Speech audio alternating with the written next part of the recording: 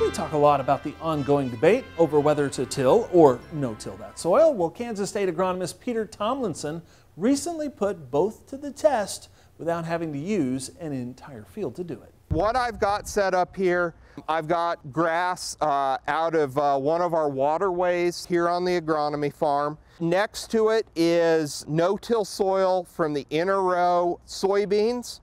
And so we've still got some sorghum stalks. There was a cover crop, small grain cover crop out there, and so we've got that residue on the surface. Decent soil structure. And then I've got soil from the crop garden.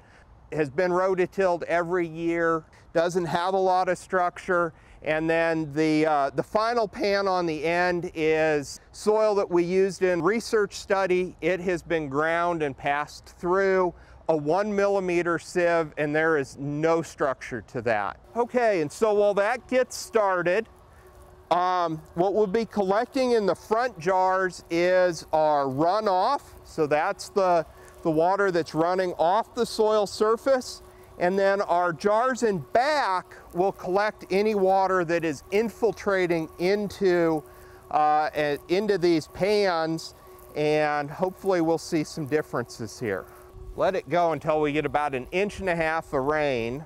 We can see we've still got water infiltrating through on both of our grass. Our no-till soybean field, neither of these had, well, the grass had just a little bit of runoff, similar to the soybean field. We've got a little bit of sediment that came off with that, but not much at all. And so we can see that really all of that rainfall made it into and is being stored in our soil. Now, when we look over here at our two pans that came out of examples of tillage, this one that's at the same field moisture as those two, really within about 2 minutes, we had runoff starting. We have not had any infiltration in that pan. And then our dry soil, it took longer for that runoff to start, and we didn't see as much runoff as we were wetting that soil up, but we still had no infiltration. So these pans are about 1.5 inches deep. If we don't have any growing residue or plant material, that soil surface is absorbing that energy. If we look here at the no-till, you know, the aggregates are holding together. We can break them.